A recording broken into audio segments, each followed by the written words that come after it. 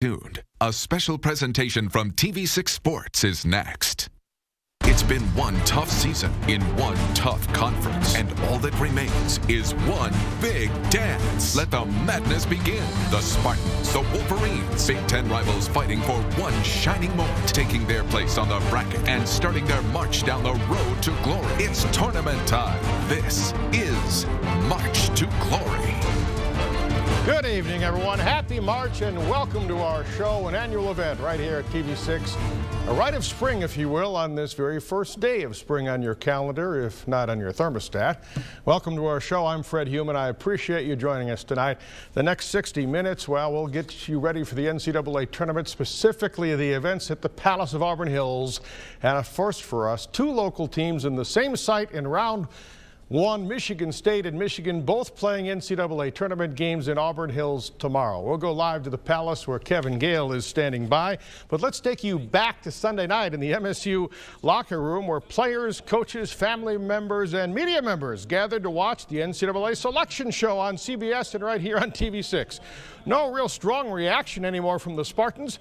No excitement on just making the tournament. As Tom Izzo says, they used to have a parade around here when we just made the tournament. But those days are long gone. The team was pleased to learn it would be playing close to home against Valpo tomorrow, 12:15, and you can see it live here on TV6. And playing at the Palace conjures up great memories for Spartans and Spartan fans everywhere. The last time MSU played an NCAA tourney game at the Palace was in 2000 in the regionals. And after beating Syracuse in the semifinal, it was Iowa State and Coach Larry Eustace in the regional final. I was courtside that night. It still stands as one of the 2 or 3 greatest basketball games I've ever seen. The Spartans won 75-64. It moved them into the Final Four that year, and what turned out to be Tom Izzo's first and last national championship to date. But this Iowa State game memory stands tall in the Izzo memory bank. It's still, for me, I mean, that weekend was better than the Final Four to me.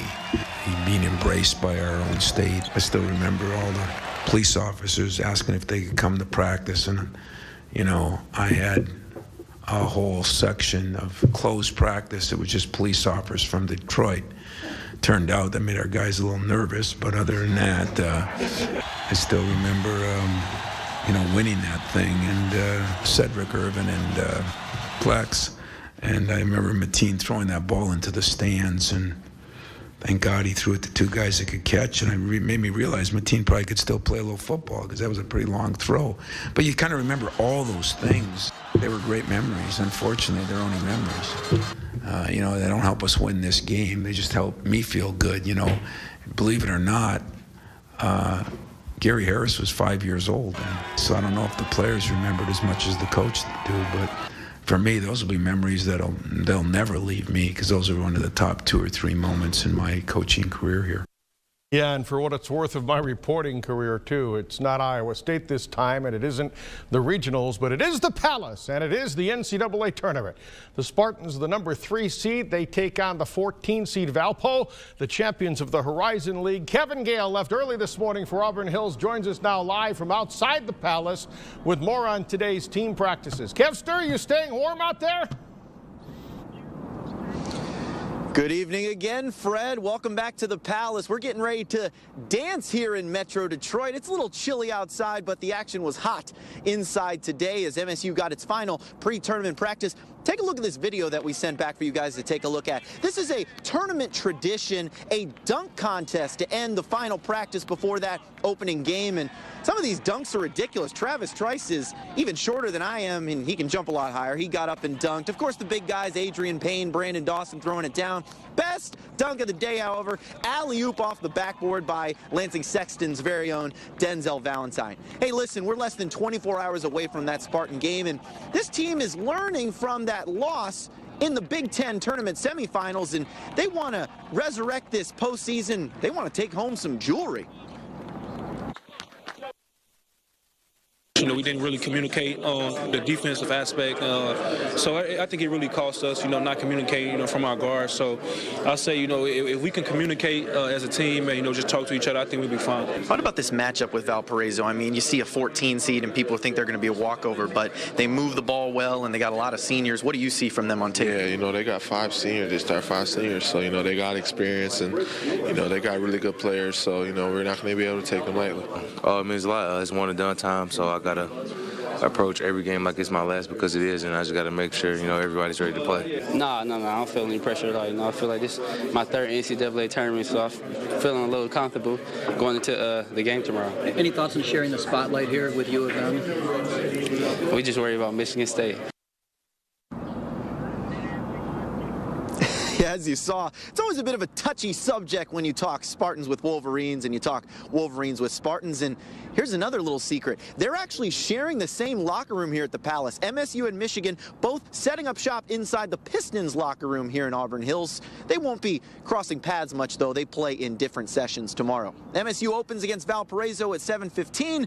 Michigan plays at 7:15 against South Dakota State. Fred, don't let the Michigan fans get upset. We'll have plenty more on the Wolverines coming up later. Plus, for you Spartan fans, we'll talk with the head Spartan. His name is Mark Hollis. Sending it back to you, Fred.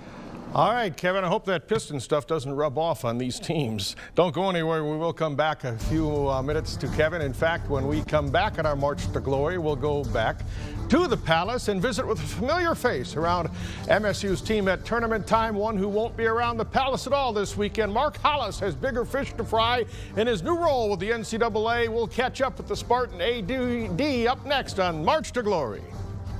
March to Glory is brought to you by SBS, the student bookstore, home of the Green and White Shop, Lazy Boy Furniture Gallery of Lansing, Church Weibel, Know Your Rights, Let Us Protect Them, Kia of Lansing and Kia of Jackson, we want to see ya in a Kia, 1-800-HANSONS, Dean Trailways of Michigan, Travel Smart, Go Green, Go Dean, MEA Financial Services, your independent auto owner's insurance agent, and by Celebrate Charlotte, featuring the Alive Center. I want everybody in this building to understand one thing. You got yourself a blue-collar coach that's never been given anything. And I don't want anything from anyone else.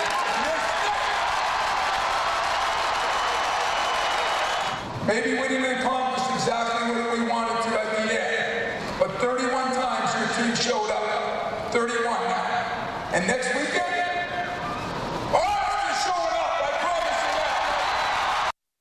Tom Izzo addressing the Breslin crowd after the home finale, the fire Italian coming out in him, promising the faithful Spartan fans that, hey, he's all about the March and tournament. One guy who was experiencing this tournament stuff for the first time is MSU sophomore Brandon Dawson. You may remember in the final game of the regular season last year, Dawson's freshman year, it ended against Ohio State when he went down in the lane, suffered a torn ACL. Soon after that, he underwent surgery. He was actually on the bus with his teammates and ready to accompany them on the road, but he left the bus, was seen walking on crutches back to the dormitory. They decided it was best for BJ to stay around campus. I talked to Dawson about how that injury affected his growth as a player. People do tend to forget you didn't even pick up a basketball for a while over a long stretch. Yeah, it's been a long haul. Yeah, it's been 7 months, and coach told me, it takes 1 year. He's definitely going to take another year. So, with all that, people ask me, am I thinking about leaving this and that? But I know, I need to, have a lot to work on. Just coming back, off my injury. So we can put that thought to rest. You have no decision to make after this season. Yeah, I have no decision to make after the season. I'm staying. I love this team. I love playing with these guys, and I know I have a lot to do, a lot to work on, and a lot to growing up to do. So there's big money out there. BJ. Yeah, exactly. But I mean, it's not going nowhere. At first, I want to get my degree, and I want to win a national championship. So. You also feel that in a basketball sense, you need another year of college grooming and the Izzo tutelage? Yes, exactly. Just learning the game. When I first came here, I really didn't, know too much about the game. I mean, what freshman does, but coach has been teaching me a lot. All the coaches, and I'll say, I definitely, want to come back. Just sharpen on my basketball, what I know in the game and, on the court. Some people have surmised that, boy, this guy has a world of talent. If we could just get him consistent. Do you ask yourself that, too? Yes. There's been certain games where, I came out, played good, then, another game, played bad. I have to stop thinking so much. Coach said he talks about consistently all the time. I mean, I say it's kind of hard, living up to, being, playing basketball and, being at the program we are. It's kind of hard living up to that, your name. But I just have to stop thinking and, just go out there and just play. Is it everything you'd hope for here, or is the pressure enormous?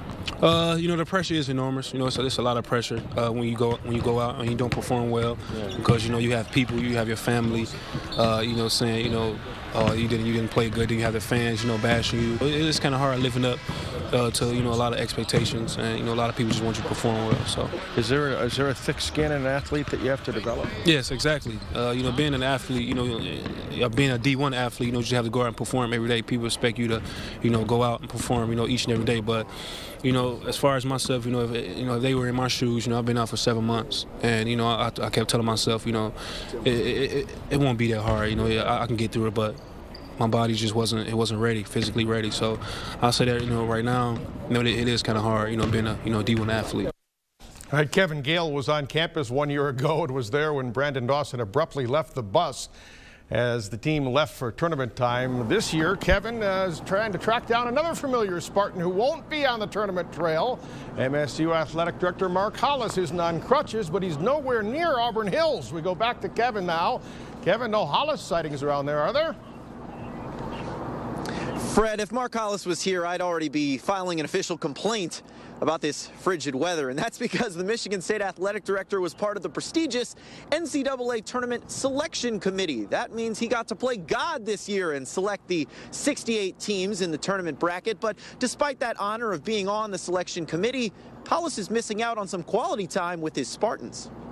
One of the things that fans are always going to say is, oh, it's nice to have Mark Hollis there to soldier for MSU, but like you explained to us, that's not the case. No, it's when MSU comes up, you actually get to go in this really cool room where they have 6 televisions and you get to watch all the other tournaments. It is an opportunity for Michigan State to be represented on a national basis, and at the same time, Michigan State comes up, I have to leave the room. Anybody in the Big Ten comes up, and I have to make my statements based on fact, not opinion. And I think that's a good check and balance system for the committee. But we're excited about it. There's a lot of great value for Michigan State and our being there. And it's obviously an honor for you, but it's disappointing because you can't be there while MSU is competing in the Big Ten and NCAA tournament, correct? I'm also will get moved to a site where Michigan State's not for the second and third rounds, but because we'll have a partner with me for regionals, I can join up if the balance hooks up where I'm supposed to be, where they're supposed to be. You're obviously very close with Tom Izzo. When you guys kind of talk, do you think, oh man, these week-to-week games, Indiana, Michigan, Ohio State, this is great? Or in the back of your mind, do you go, boy, it shouldn't be this difficult? Yeah,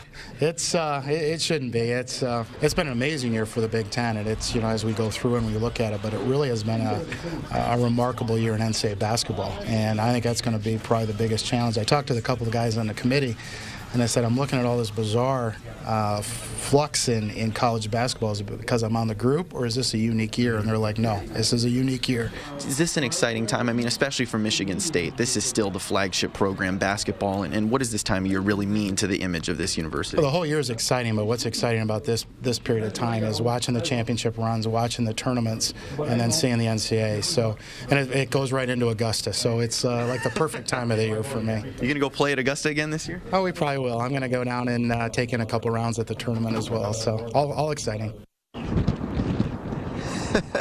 Yeah, that's when I told Mark Hollis I'd love to walk a few miles in his golf shoes. He'll be down at the Masters Golf Tournament in April. But right now, as you said, Fred, he's not here at the Palace. He's actually down in Dayton, Ohio, overseeing some other opening round games in the NCAA tournament. But deep down, we all know his heart is right here with the Spartans, Fred. All right, Kevin, we're back at you in Auburn Hills again in just a bit. When we come back here on March to Glory, up next we'll change our shade of colors for this NCAA tournament and the stop at the Palace to maize and blue. The Michigan Wolverines have fallen on hard times recently, but they were the toast of college basketball just a little over a month ago. We'll hear from the Wolverines up next on March to Glory. Stay with us. Agency. Welcome back to March to Glory, and that march all teams hope lands them in the glorious Final Four in Atlanta this year in a couple of weeks. Goes on for 2 local teams at the same site this season. Not only is Michigan State playing at the Palace tomorrow, as Kevin mentioned, but so too are the Michigan Wolverines, who learned of their opening game site Sunday night and were considerably more excited about it than were the Spartans in the video we saw a few moments ago. But the Michigan Wolverines haven't had the tournament resume the Spartans have, so the reaction is fairly predictable. Michigan to play at 7:15 tomorrow night against number 4 seed, as a number 4 seed against 13 seed South Dakota State. And after losing in the first game of the Big Ten tournament, the players were philosophical about moving on. So with that as the backdrop, we go back to the Palace right now, where Michigan practice this afternoon, and our Kevin Gale doing double duty today, covering Michigan State and Michigan. Kevin, in case you're wondering, you will not be getting double pay for today, just so you know. No, I'm just kidding, Fred. I'm still here. I got to tell you what, the real goal for the Wolverines here at the Palace this week is to forget about the past. As you say, a tough Big Ten tournament, an early exit when a lot of people expected them to compete for the title. And don't forget, this is the same Wolverine team that lost in the first round last year against a much lower seed in Ohio. Let's take a look at the video from this afternoon. Wolverines practicing here on the floor today. A few maize and blue fans making the trip. Few more Spartans today in the crowd, I must say, if I can give you an unbiased opinion. But these Wolverines aren't going to fall for an underseeded team again this year. South Dakota State, this team can shoot the lights out, and John Beilein knows how talented this team is. They play in the Summit League with Oakland University. He's very familiar with this team, and the Wolverines are ready to forget what happened last year in the opening round of the NCAA tournament. It's a team thing, and I'm not trying to focus on, my individual accolades. And I think I've done a really good job of that all year, just trying to, get everybody involved early on and, getting the team getting the team a good flow. It comes down to a matter of will tomorrow, a matter of will and heart. It has nothing to do with, physical advantages. We have to come out with the amount of intensity that we've been playing with at the end of games. With your NBA roots, do you still get a little goosebumps when you come into like an NBA locker room? Does this still impress you to sit in that big Pistons armchair? Oh yeah, a little bit. I'm a humbling guy, and I love these type of things, these type of opportunities. I'm blessed to see it, and I just can't wait to go out and prove myself tomorrow and help this team do whatever we got to do to get a victory. We don't put too much stock into last year. We don't put, just like we didn't put too much stock into, hey, we always win in the first round like we did the first two years. So just play ball. In the selection show video, immediately after you saw South Dakota State, I saw you turn your players and go, the Jackrabbits are good. Yeah. And you really had an emphasis on good. You've seen them, especially being in the Summit League, probably playing Oakland. Yeah. You knew right away that they're trouble. Yeah, they have a veteran team, number one, and number two, they give you looks on offense that it's just hard to guard all the action that they run with the shooters that they have. So it's going to be really a challenge. We're going to have to play very different than any style that we see in the Big Ten. And this tournament run is very important for head coach John Beilein, a talented group of players, including Big Ten Player of the Year and first-team All-American Trey Burke, Glenn Robinson III, an amazing freshman, and, of course, Tim Hardaway Jr. They could all be on their way to the NBA next season, so one loss could mean the end of a Wolverine era. We'll see if it ends with a championship victory, Fred. All right, Kevin, thanks so much, and you still look cold. Enjoy the games there tomorrow. I'll see you then. March to Glory continues, and we'll talk about yet another NCAA-bound basketball team, Susie Merchant's MSU women's squad. I asked you a week or so ago about your love of March, and I thought that you were going to go into convulsions. You really love this time of year, don't you? I do. I love March. I mean, that's what you work so hard for. It's the magic that you create. Everybody calls it March Madness. I always call it March Magic. Yeah, Susie has big dreams of creating some magic with the women, looking to hang her own banner at the Breslin Center and looking to start her March to Glory this weekend, too. We'll go one-on-one with Susie Hoops. You'll enjoy this, I think, and talk Spartan ladies in the tourney up next. Stay with us. All right, March Madness, and the March to Glory is not restricted to any specific gender. Everyone gets the bug this time of year, including the women's basketball teams around the country, who gathered in front of large screens Monday night for the women's NCAA selection show, including, of course, Michigan State.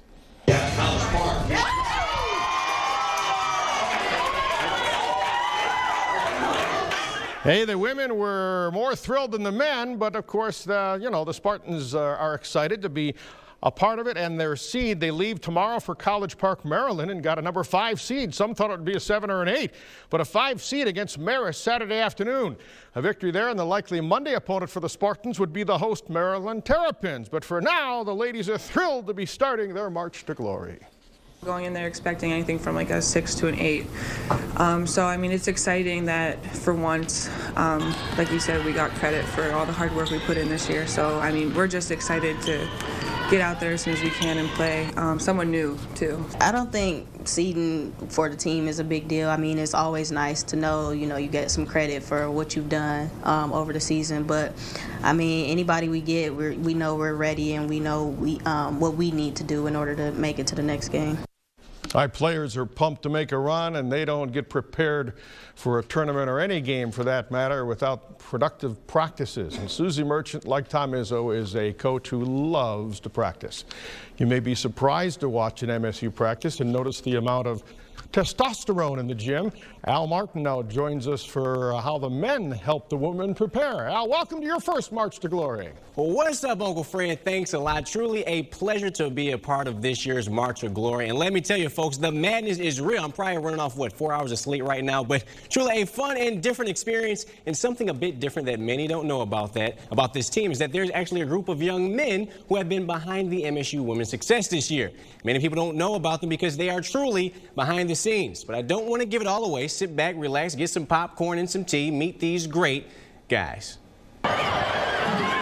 We've seen the flair of Jasmine Thomas shaking defenders on her way to the basket. We've witnessed the bold elbows of Jasmine Hines, clearing room for easy buckets. Yes, the talent of the MSU women's basketball team has been on full display this season.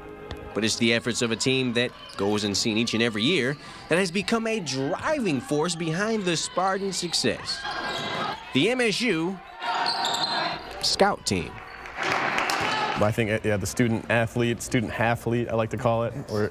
We're almost student-athletes, but I think it's like you can't really get the experience anywhere else. It's not going to be something that I could compare what my college experience would have been like. I mean, the family you get, it's kind of like a brotherhood. So why even join the team, you ask? I saw a special that Pat Summitt did on ESPN. That team has got more energy and more heart than we have. Her son Tyler played on the scout team for the Tennessee volunteer team when they were doing pretty well, so they were getting a lot of coverage, obviously. So the scout team kind of got publicity because of that too, and I kind of became more curious about it. My dad, who actually has worked at the university for a long time, works with a lot of athletics, and he told me about it. I thought it might be a good opportunity, so I came to a few open gyms, met some of the coaches, and it's been a great time ever since. These group of young men compete against the Spartan women on a daily basis. Their job? To simulate the play of the competition for that week, sort of like an actor. I mean, the scouting report that the coaches do is fantastic, and they give us a packet that has plenty of information that we can try and understand. And the film that we watch, and we kind of have to just fit in that role. And trust, you'd have to be as good as Al Pacino to fill some of these roles. I was Brittany Griner when I was a freshman. I had to try and pretend that I was Brittany Griner, and I mean, I could try as hard as I wanted to, and I never would have come close to imitating her. I wanted to wear heels, but that wouldn't have helped much because I can't really jump as well in heels. So I think it was basically she had to try and block everything. They come to every home game. I mean, it's all for just a little bit of gear and the excitement and the joy of being part of something. I'm blown away by their commitment and so appreciate them. There's no letting up when it comes to the daily battles in practice between the men and women, but the fellas do admit it was hard at first. Kind of came in here, thought, am I going to be able to body these girls? Am I going to be able to play the way, that I'm used to playing? And, when they come out and they push you around and you realize that these girls are just as strong, if not stronger than you are. My dad said be chivalrous and whatnot, but if you're chivalrous, you're going to get your butt kicked. So it's like you have to treat it, take it very seriously. So the next time you hear the MSU alma mater playing after a Spartan win, know that there are 12 unsung heroes singing right along.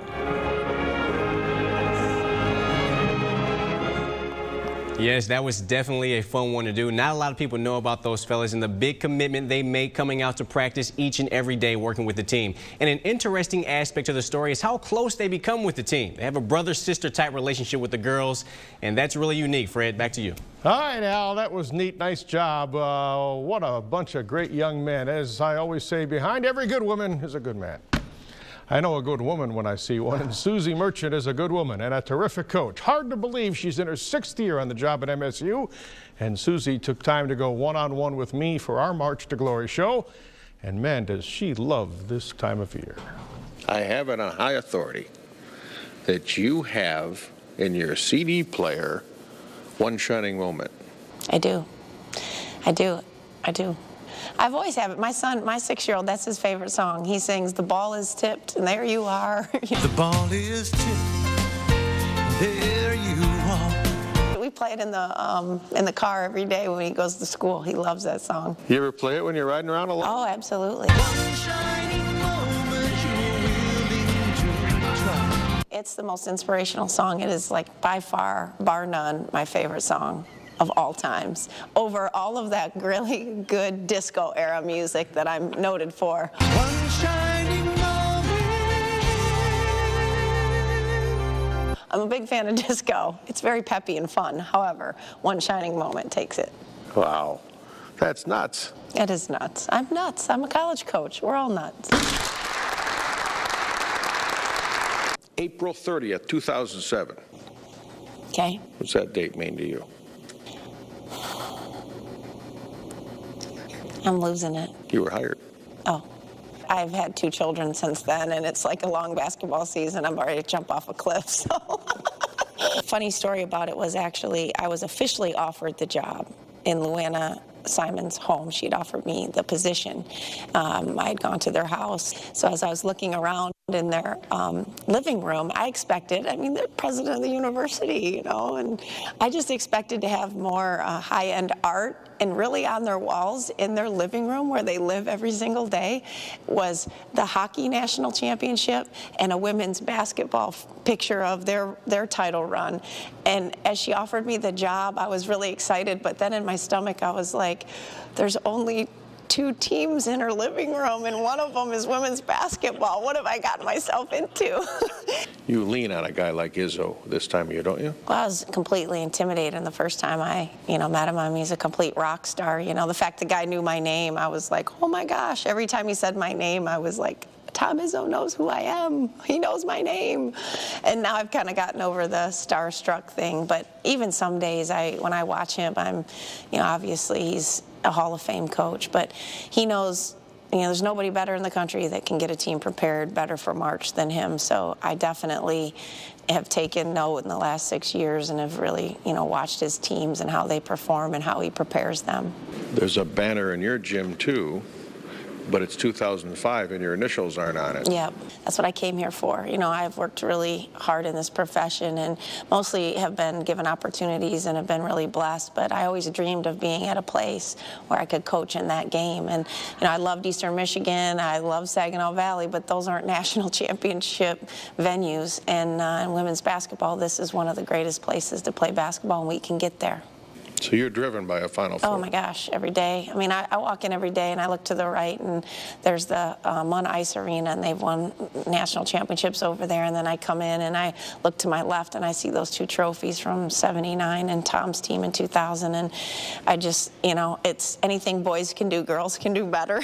I don't know. I have 2 brothers. I was kind of sandwiched in the middle. So for me, it's a little bit of a drive to see that. And I think about it every single day, to my right and to my left. And, it's time for us to take that next step. Will it be this year? I don't know, but we're sure going to go into the NCAA tournament preparing for hopefully 6-game run. Well, good luck and enjoy March. I will. Thanks, Fred. Smile. I try. I'm trying. It's hard. All right, she's one basketball junkie. I'm always telling her to smile more because she has such a great smile, but coaches don't smile a lot in March. We thank Susie for her time, and we wish the women Good luck also to the University of Michigan and Central Michigan women this weekend as well. 3 teams from our state in the women's NCAA tourney. When we come back, we'll visit with a couple of guys who are also March junkies and basketball junkies. Our roundtable segment, breaking down the tournament, specifically the Auburn Hills bracket. We'll hear from Jack Ebling and Travis Walton up next on March to Glory. Welcome back to March to Glory, our NCAA pre-tournament show. We have an exciting week on hand, most of it at the Palace of Auburn Hills, and we are joined for our roundtable segment to my immediate left, Travis Walton, a 4-year Spartan, the 2009 Big Ten Defensive Player of the Year, and he can have no problem guarding that guy on the other side. Jack Ebling, noted author and sports writer and now sports talk show host with a new radio show on 7:30 The Game, WVFN. Welcome, gentlemen. Thank you. You got that March Madness fever, do you? Yeah, I do. What do you think of, Travis, what happens to Michigan State at tournament time, and what's the stigma the Spartans have at this time of the year? I think our focus just turned up. I think we put away our season, and we think about one and done time and, proving yourself and having to come up every game and focus on just that game. And once you win, get ready and focus for the next game. Is there a magic to Michigan State in March, Jack? Fred, the calendar says January, February, Izzo, April.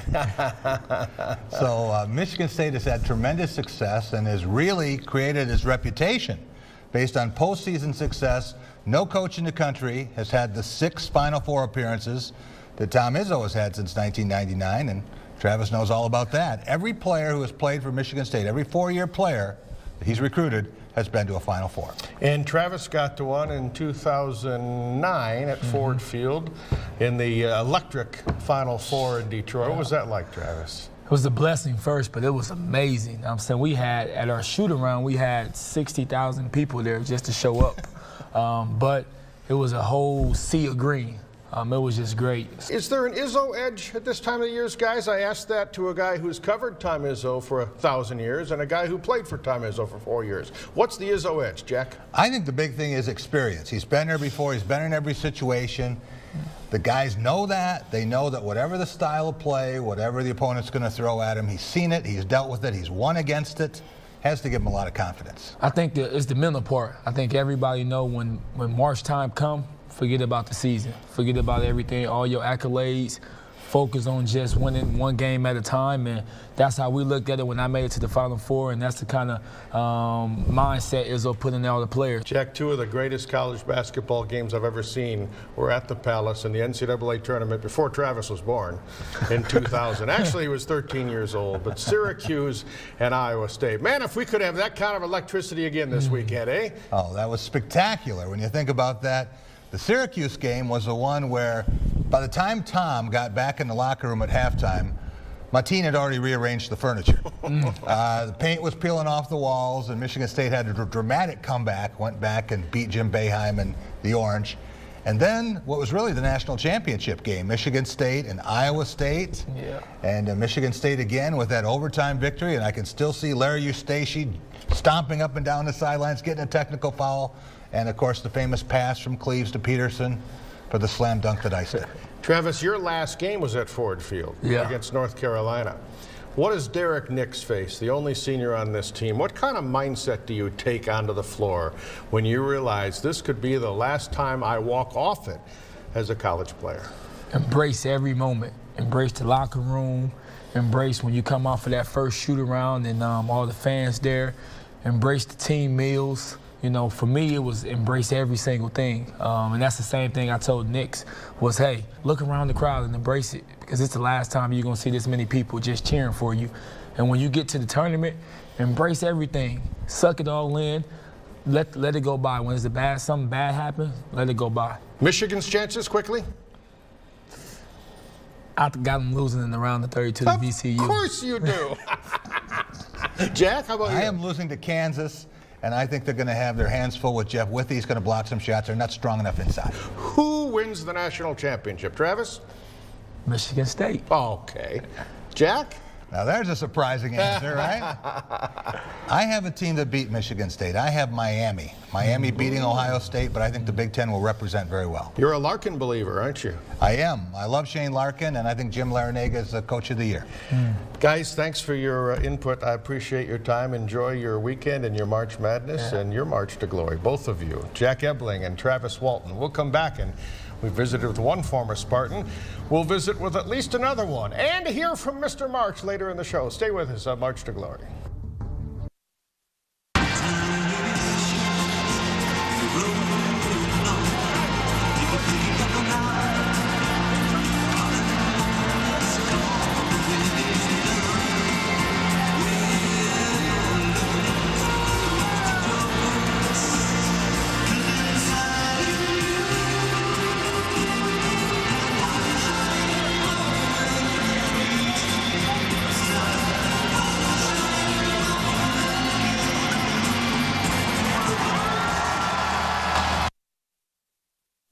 One of the most famous shining moments in MSU hoops history. I was standing about 15 feet from those guys in the RCA Dome in 2000. What a moment. All right, Tom Izzo just beams when his former players come around. They come around all the time. We caught up with two of the more notable ones for our March to Glory show with Steve Smith and Mateen Cleaves. The latter was one of Izzo's first key recruits as head coach. And with he and fellow Flintstone Antonio Smith, that's when the program under Izzo really took off. I take pride in that and being one of the people from my era, to have something to do with that. Magic and them had it going, and Steve and them had a good run, and it was different eras, and I'm just glad that our era, we had great fan support, and now to see it back, to see, when teams, come into Breslin Center, they don't like coming in the Breslin Center because they're not wanted, per se. Ever think it would get this big, the Izzo era? Yeah, just because, he absorbed everything Judd that knew about the game. And then, his twist was he was going to outwork people. Michigan State basketball kind of represents the state of Michigan. Hard hat, blue collar, it just keeps trucking. We know the win-loss record at the time is just impeccable. But he has a special it factor that's different from all of the coaches around, a lot of them, especially around the players we have. I think what measures Tom Izzo is 109 players came back for alumni. Probably 50% of them, 60% of them didn't play for Tom, but that's what makes Tom Izzo with so many players come back. You can't get that any other program. And congratulations to both those guys, Mateen and Steve Smith, for being inducted into the Michigan Sports Hall of Fame last month. Smitty, of course, played for Judd Heathcote. What a player he was out of Detroit Pershing, and one of the great ambassadors as an alumni Michigan State has. Man, is he a guy, and what a player he was. When we come back, a chat with the man who has these guys speaking so highly of their days at MSU, Mr. March himself. My man, Mr. March, and that's not just my moniker. That's all the big guys doing that, the Jim Nances and the Bill Raftery's and the Clark Kellogg. What does that moniker mean to you? Well, they're no bigger than you. Well, maybe not size-wise. I even mean stature-wise. That's the biggest compliment you can get, Yeah, he is Mr. March. That's why Jack Ebling said the calendar reads January, February, Izzo, and April. For Spartan fans, we'll go one-on-one with Mr. March up next. Stay with us. All right, breaking news in tonight we should tell you Spartan fans about. You'll be glad to hear this. There is a new future Spartan in the mix as of today. Gavin Schilling, a 6'9" forward from Findlay Prep School in Henderson, Nevada, will be coming to MSU in next year's recruiting class. And the Spartans need another big man with Derek Nix graduating and Adrian Payne perhaps turning pro. Gavin Schilling has chosen MSU over UCLA, Minnesota, and Villanova. All that's left in this show now is to hear from the coach. Tom Izzo has made time for our March to Glory specials for 10 years now. I call him Mr. March, and now I'm not alone. Do you feel like you have a little edge? And I don't mean just the Izzo edge. I mean Magic Johnson, Judd, ex-assistants, breaking down film with you, ex-players. Does that give you an edge? Oh, I think it definitely does. I mean, it's the time of year, too, and they all call back. Ellen Anderson called last night, you know, and they all feel it. They all know it. You know, Cleves is bouncing off the walls wherever he's sitting right now, you know. Magic loves March, Gregory Kelser, Steve Smith, you know. Everybody calls and everybody gets more excited around March because they know what they went through here. And that's one of the cool things about Michigan State, you know. I think that number one, they've gone through it a lot with the Final Fours or even the Elite Eights. And number two, they want to be part of it.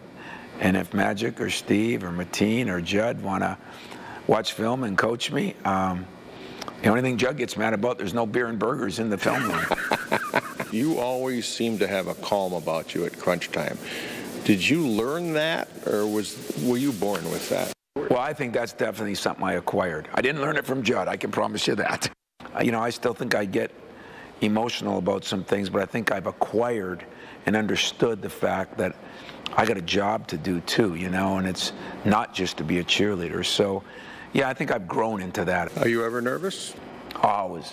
Really? Always. I'm always nervous. I'm nervous when we play Northern Michigan here in an exhibition game. Really? And I say that only because I just know that the game is still, it's so mental and it's so emotional.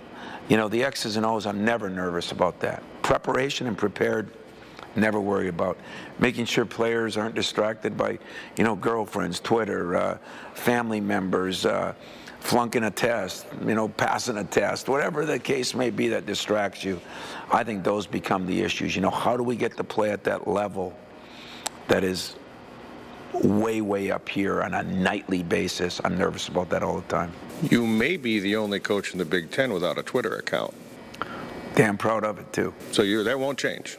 No, and it's not old school, it's not new school. It's hard to preach to your kids, don't get caught up in something if you're doing it yourself, and that's number one. And number two, you know what? I'm too busy coaching my team. You know, I have respect for the guys that can do both, but I can't draw X's and O's and tweet you a little note. I'm just not that good, I guess. What'd you learn working for your dad, hanging awnings and repairing shoes? You did that, didn't you? Oh, I did all that, and I could fix your shoes right now, Fred. I could sew a zipper in your pants. I could lay carpeting at your house and put an awning up. It was great. Because you know what? It's what I believe in life. I love players that are versatile, that are not just one-dimensional. You know, the Richardsons and Petersons and Allen Andersons and, you know, guys like I think Brandon Dawson's going to be. And that's what I was as a worker. You know, my dad had a business. It was a trades business, and we just did a little bit of everything, you know. And so I learned how to put up siding. I learned how to put a sole on a shoe. And it was... when I look back, what did I learn? I learned how to work. I learned how to work from sun up to sun set, and I learned how to do it, and I learned how to deal with people. You know, I had to be at the register as a 10, 12-year-old and, you know, count money and make sure my grandpa, you know, I heard him say, you know, you treat those people good so they come back, you know. I learned all those things, and I think I've kept a lot of those things to this day. We know about the 6 Final Fours, but the national championship, it's now been 13 years. Yeah. I had to stop and think about that. Yeah. You're getting thirsty again, aren't you? I am thirsty again. You know, it was like last year, you know, the Big Ten tournament had been 10 or 11 years, you know, and you start thinking about things like that. A couple years ago, you know, we hadn't won a Big Ten championship, and I hear the messages, you know, we went to all these Final Fours, we went to 2 and 9 and 10 back-to-back, you know, and, well, you can get there, but can he win one? You know, and you know what, I'm sitting there saying, okay, I can get there, but can I win another one? So I don't feel any different than fans. I don't belittle or berate people for thinking that, but... You're driven by it, aren't you? I'm driven by it. It grinds me. It bothers me. I said a long time ago that John Wooden welcomed me to the fraternity of 40, which was 40 coaches, and I want to get into the fraternity of 10 or so, that guys have won it twice, and schools have won it 3 times. And small fraternities are good in this respect, and that's what I'm trying to get into. All right, Mr. March, you've made this month fun. Don't mess it up. Boy, I'm going to try not to. I almost feel there's a little more pressure on now with guys like you calling me that, but I look at that as it's probably the best compliment you could give me, because for me in this job, that's the ultimate. That's what you you get measured on. To separate yourself and to hang banners that stay in buildings for a lifetime. That's why I do this job, Fred, and I appreciate your interview. All right, just in case he has a new Twitter account, Tom, you will never fix my zipper. You know you don't have a Twitter account, Fred. Come on. I do. Oh, you do? Does. You rarely tweet. But I'm not letting him fix my zipper. Shoes, yes. Zipper, no. We thank the coach for his time. Al Martin joins me before we say so long tonight. Kevin Gale back with us tomorrow from the Palace, and I'm going to head down there too. Al will be covering the high school games.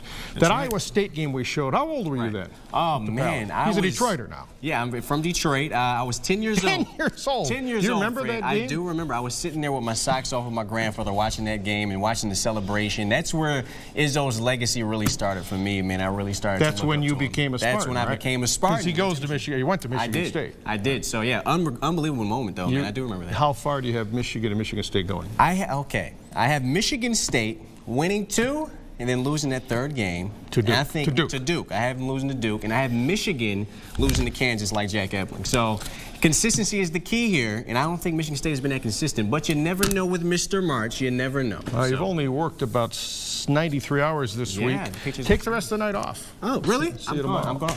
We thank all of you for watching. Thanks, Al and Kevin, for his contribution to this show. Much more from the Palace tomorrow. We thank the people at Michigan State, Tom Izzo, Susie Merchant, all the people. We're always on and always free at WLNS.com. We'll see you tonight at 11.